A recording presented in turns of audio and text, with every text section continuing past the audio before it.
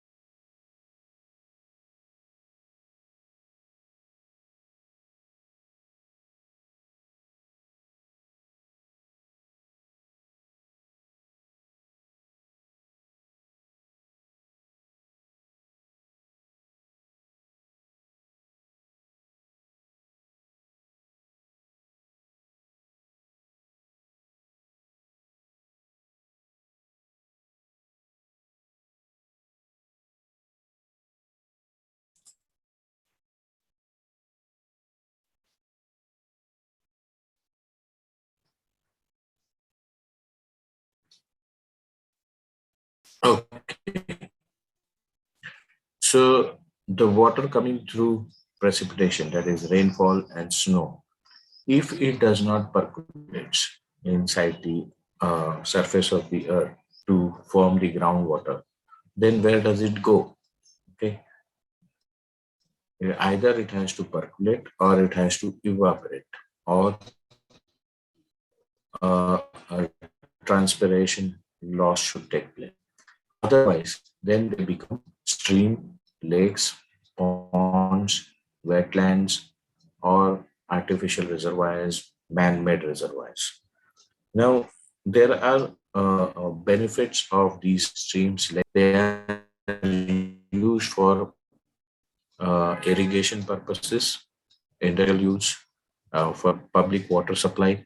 For example, if you see where you are situated in the hostel, we have a small lake. Actually, it's the size of a pond to a full level, and then it overflows into the fields. But within a period of 4 months, you see the water level goes down drastically. That's because there are many wells for irrigation purposes. Also, some of them use it for selling the water from the wells. So it dries. Then where do we to our institute called Indrayani River? But we do have a restriction how much cubic waters we can take from that river. We can't take as much as we want. And that restriction is as per the land acquisition, how much of the land belongs to Tolani Maritime. So this is a classic example where the man-made reservoirs can get depleted, and there are sources again to replenish it from the rivers, which are uh, again not being percolated inside the soil. The problems arising out of water resources are floods and droughts. Now, both are extreme problems. Flood droughts are the where the water level is going so again to a danger level of drying up. Apart from these, there are conflicts over water, which takes place uh, like when, or for that matter, even international borders. Indispensability of water and its unequal distribution has often led to interstate or international disputes. Interstate issues related to sharing of river waters have been largely affecting our farmers and causing concerns for our state. Some major water conflicts are listed down. Water conflicts in the Middle East are for desert oriented. So countries which are involved as Sudan, vice versa, there's Saudi Arabia, Kuwait, Syria, Israel, and Jordan. There is a river Nile, which is a large river which flows from right from Sudan up to Eritrea and Ethiopia and Egyptian land also. Of water, inequality in distribution of water from this river. The Indus Water Treaty is a dispute between India and Pakistan. The Kaveri water dispute involves major southern states of India, that is Karnataka and Tamil Nadu. In traditional water management, so then when such huge dams are put up, then a treaty is signed between the two states that so many cubic of water will be released from the dam for the purpose of stick to these norms and conditions. Now, the Gram Sabhas approved these plans publicly. While water disputes between states and nations often assume battle-like situations, our traditional water managers in village to be quite effective. Now, big dams are built for development purposes, and there are benefits and drawbacks of these dams. Now, both the benefits and drawbacks have to be weighed, and a collective decision has to have been protested in the past where the big dams are made, like Narmada river flow. The NGO Meda Patkar was very much involved in the protest against the displacement of the tribals living in that area. We will talk about that again later in detail. Now, let's see what are the benefits of use usually being considered a key role in the development process due to their multi.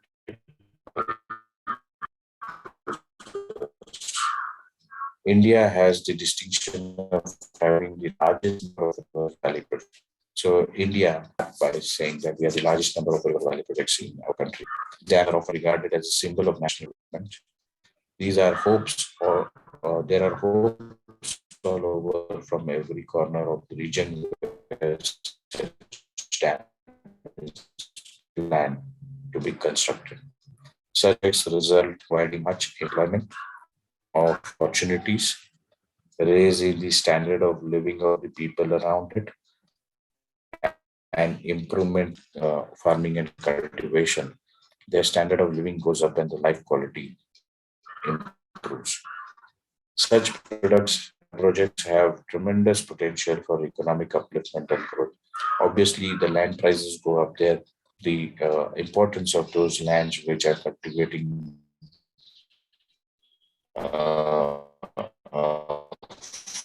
food resources also uplift the and famines. Generate electricity, reduce water and power shortages, clean water in remote areas, and bring out overall development of the region. So this is all the good win-win situation with big dams being constructed and pleasant story. But on the other hand, if you see the drawbacks of the big dams, they are not to be due to which very often big dams become an issue of controversy. The impact can be at the upstream level as well as the downstream level, right? From where it is coming to the right, where it is ending, both these places can get an impact. Upstream problems we'll discuss first, is displacement of tribal people. Just some time back I told you that the Narmada River project had a lot of protest to be protest for displacement of the tribal people, and it was headed by Medha Patkar, who is a known activist, and she has been involved in other protests also. Loss of forest takes place because the area comes underwater, because once a dam is constructed rather than lengthwise, and it takes a toll under the for the areas which come under the water. So that area is cut off from the flora and changes in fisheries and spawning grounds, situation, siltation and sedimentation of reservoirs, loss of non-forest lands. So those lands which are there, which are used for cultivation, may also come underwater when the water spreads in that area. Stagnation of water logging near reservoirs. Now, mosquito ground. Stagnant water means mosquito ground.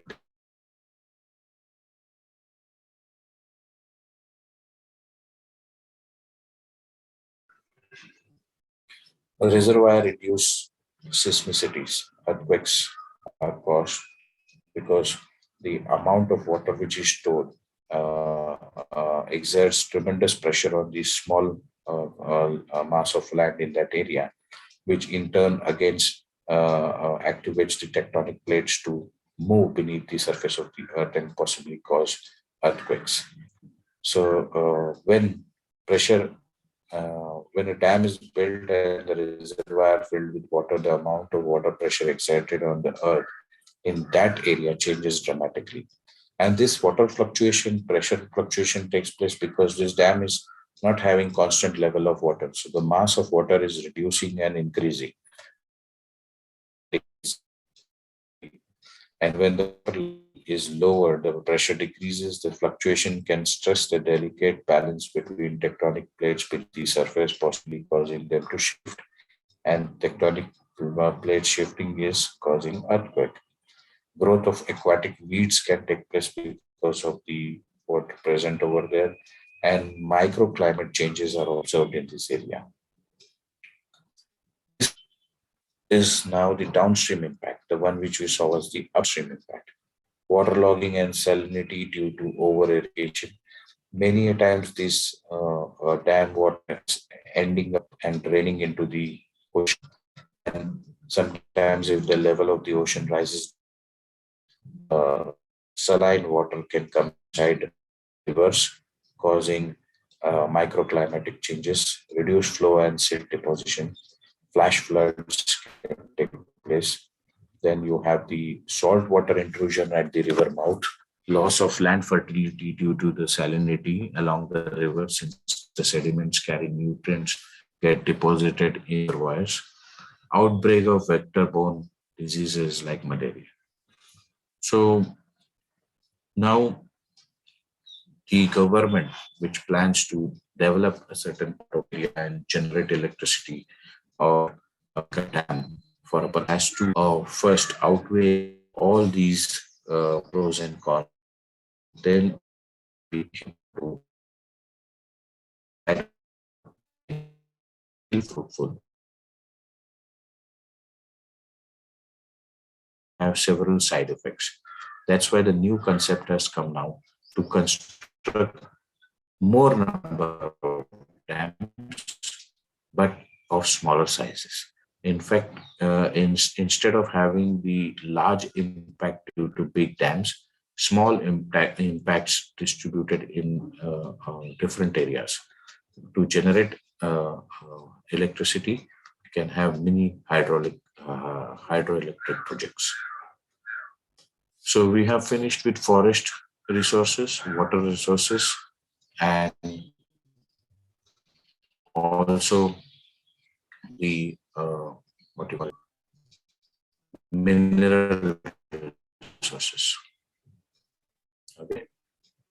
Minerals are naturally occurring inorganic crystalline solids having definite chemical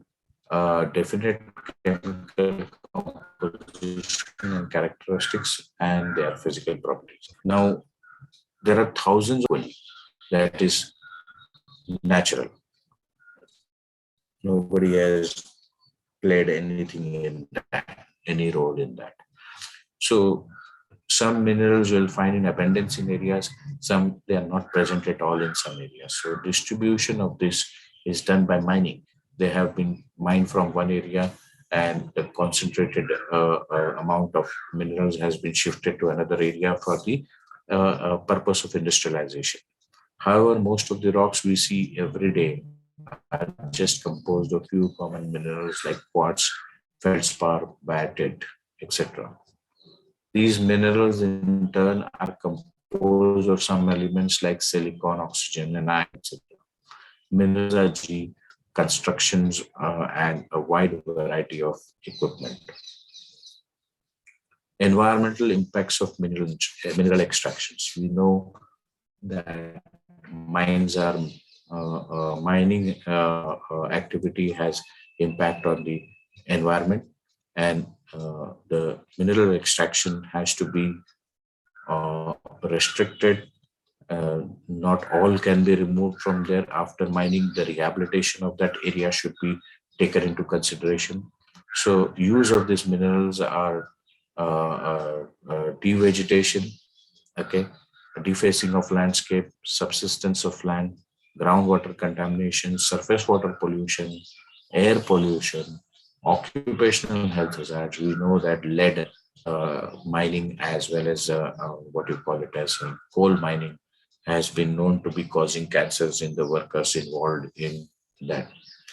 Remedial measures include adoption of eco-friendly technology, microbial leaching techniques, the restoration of mined areas by revegetation, that is after the mining restrictions has been over, then after the mining has been restricted to certain level, the revegetation of that area is a big task to be taken into account. With appropriate plant species stabilization of the mined lands, gradual restoration of flora, and eventually fauna. The fourth type of resource is the food resource.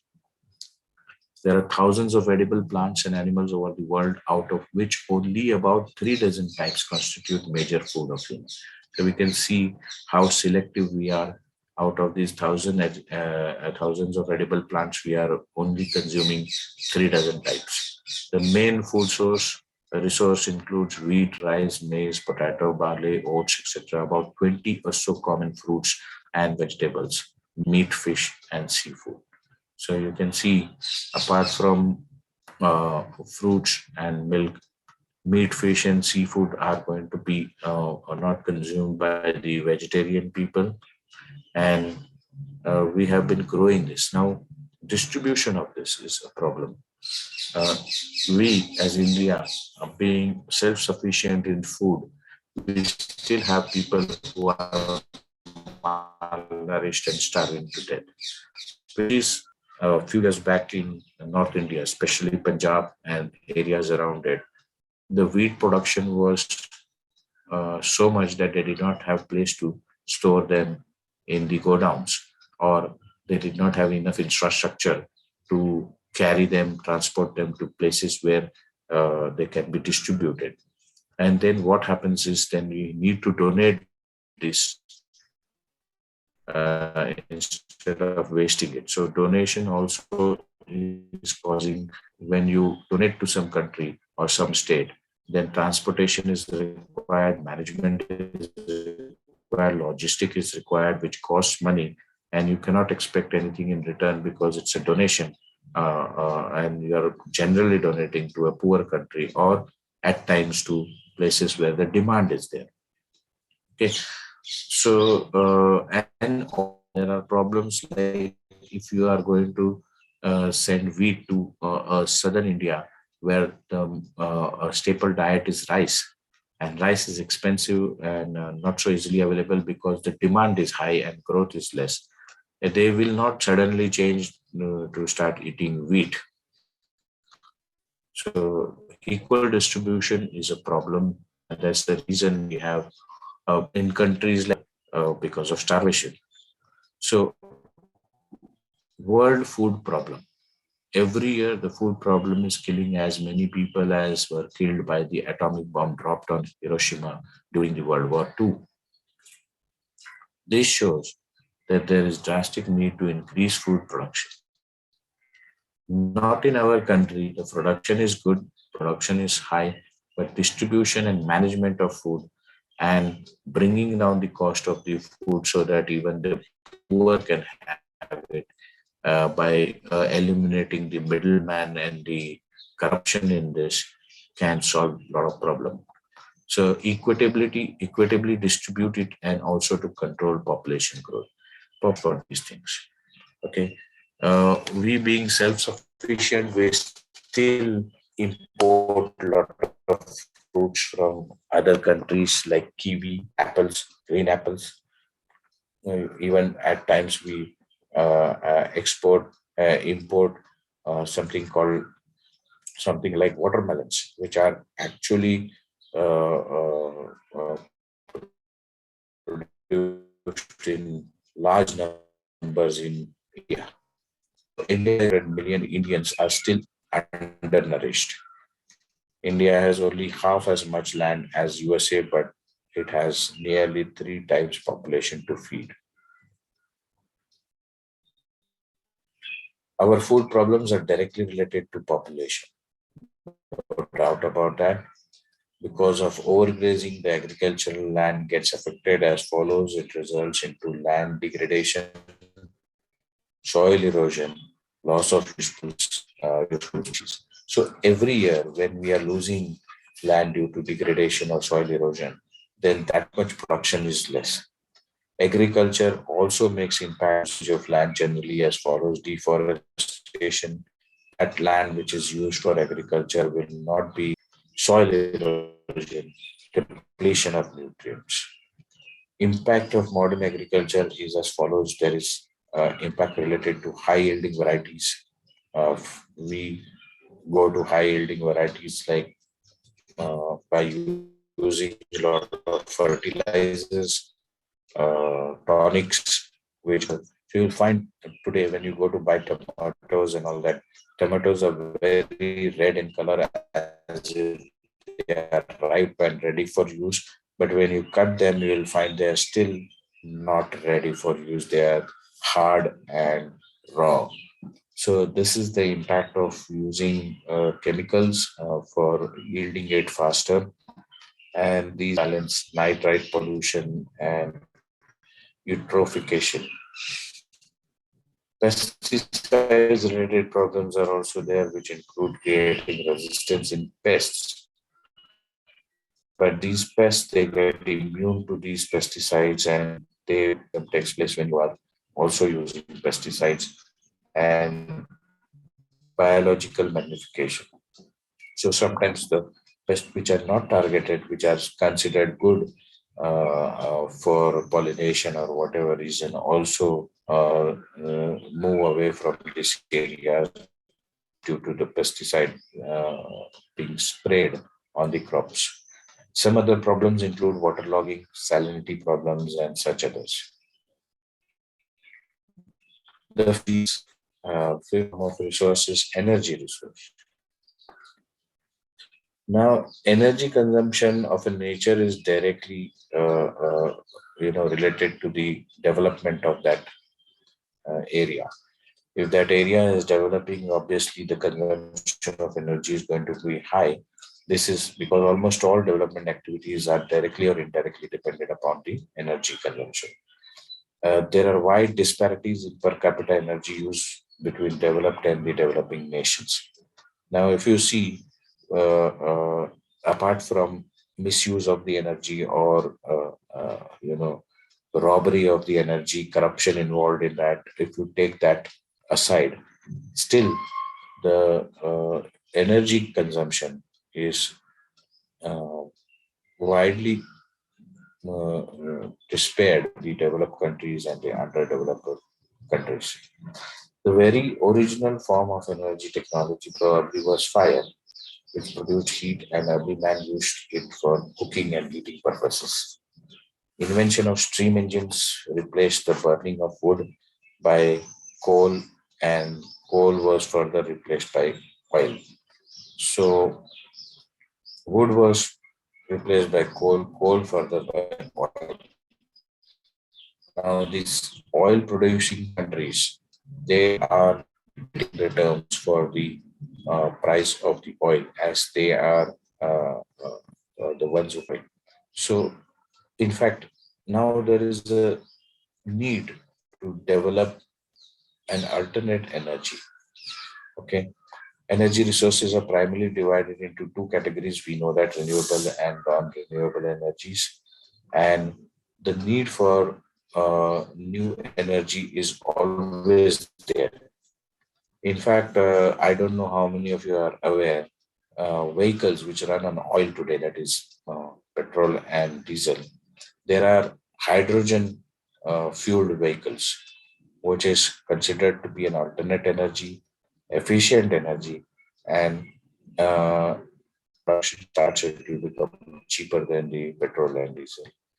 But it cannot be allowed to come into market and replace the petrol diesel engines because there are vested interest.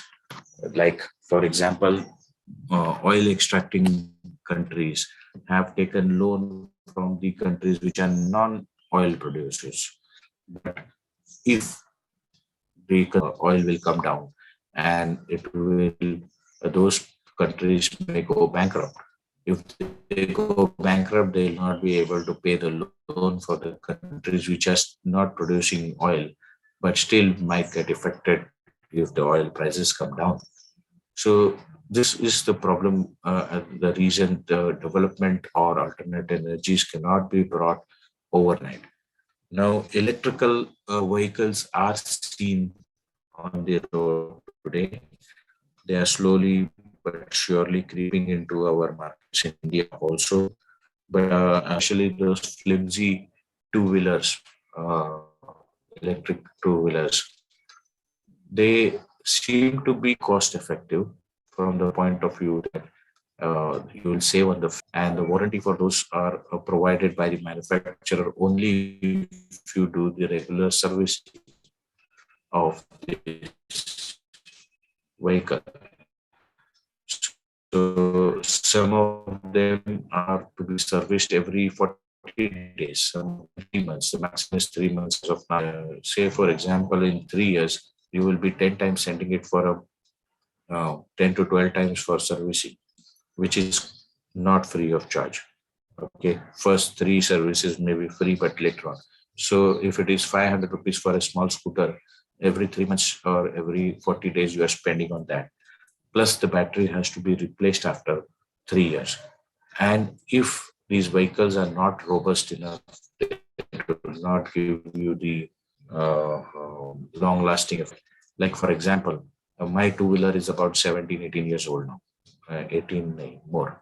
Okay. The first Activa, which I had bought in 2003, is still running very nicely. Obviously, it is running on petrol. It guzzles petrol as compared to the new Activas, which are now costing around somewhere 80,000 to 1 lakh rupees. So if you see, I bought it for 39,000 in 2003, and the cost inflation has taken place to uh, uh, 80,000 plus, uh, and that too not the same quality. Plus, the fuel which has been spent on that is 3 times the cost of the vehicle. So I can afford to spend that much fuel because the vehicle is going to last for 20 years. So in the bargain, it's a good investment. But if the vehicle is not going to last so long, the investment in lakhs of rupees for a electric two-wheeler, including the government subsidy, is not a very good idea. Okay, so I don't still find those which are available now to be economically viable. If you do the research, you will come to know and you will realize. But in future, yes, there may be ones which are more robust and may last longer. So at that time, it can be considered. Now, renewable energy resources must be preferred over the non-renewable energy resources. This will seek to end the energy crisis which the world is facing today. It is an inevitable truth that now there is an urgent need for thinking in terms of alternate sources of energy, which are also termed as non conventional energy sources, which include solar power, equipment such as solar cells for generating electricity, solar water heaters, solar cookers, solar furnaces, solar power plants, and are must. I don't know how many of you have observed, but in TMI, all the buildings, the rooftops are covered with solar panels, which are generating electricity not only for our consumption, but also providing to the grid. Wind energy turbines for generating electricity are coming up in fast pace. You can see them. You can see those windmills popping up at on the hilly areas where the wind is there. Hydropower, tidal energy, ocean thermal energy, geothermal energy, biomass, biogas, biofuel. All these are the future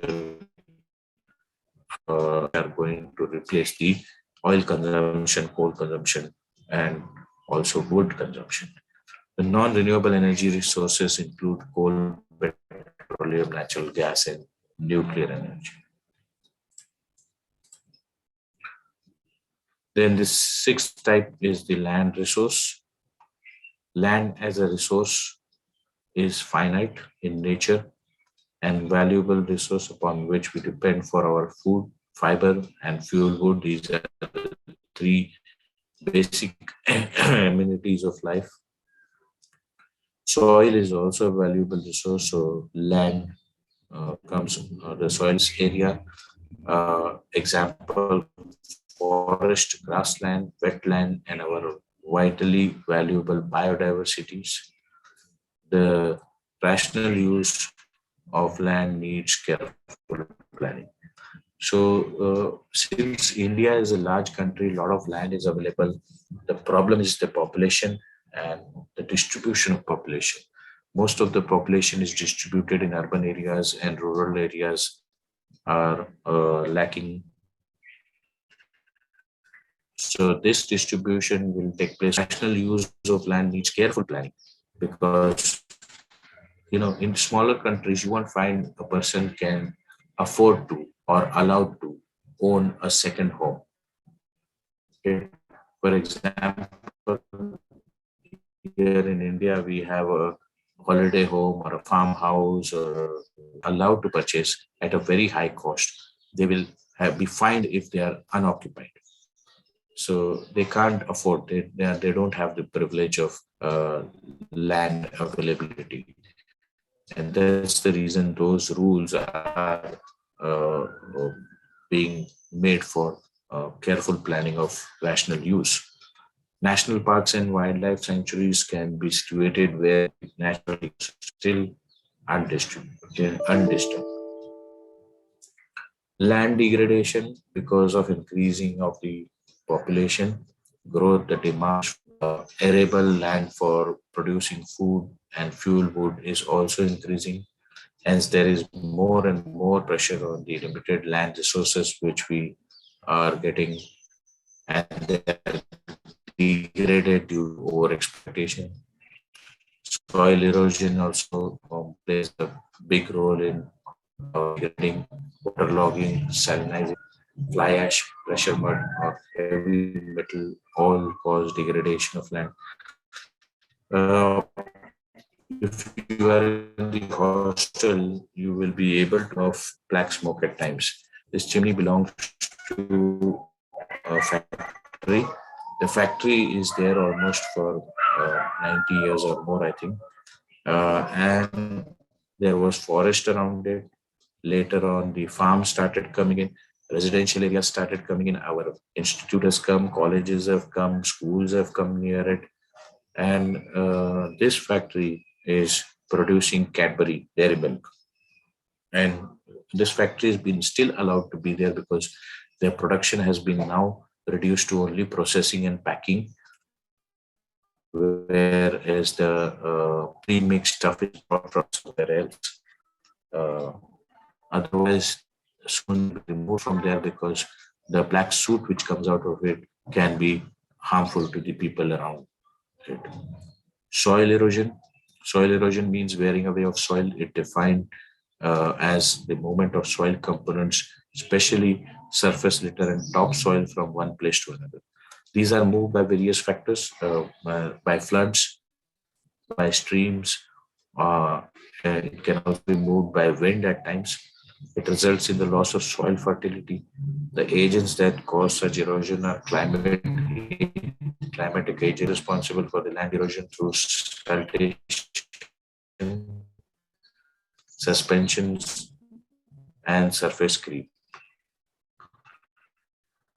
In order to preserve, as the forest cover is depleting, the sand soil erosion is inevitable. Landslides.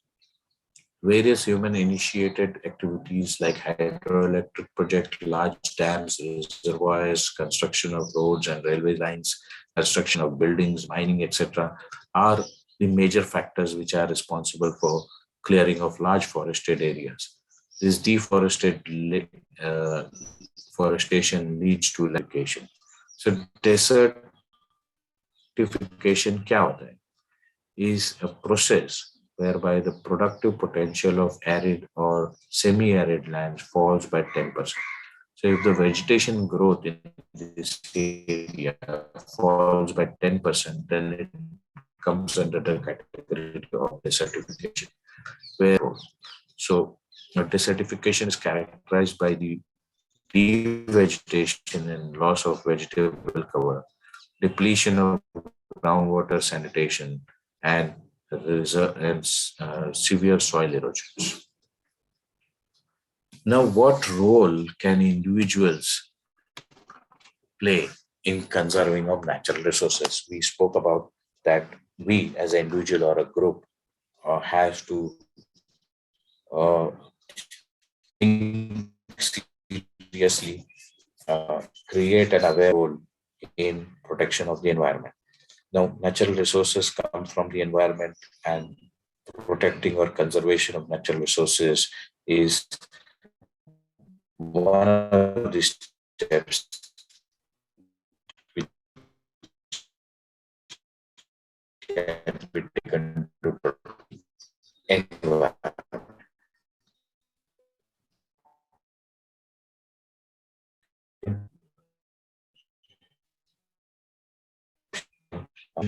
From your side, anything you want to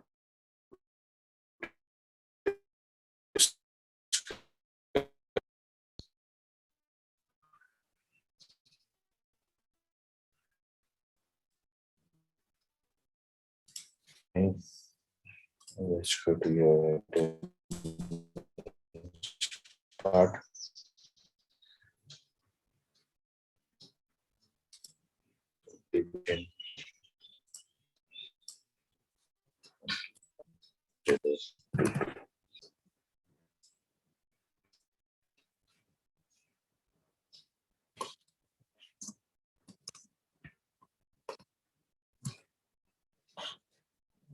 Okay, Om Priyam.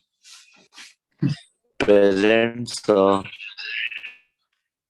Parth Chaturvedi. Present, sir.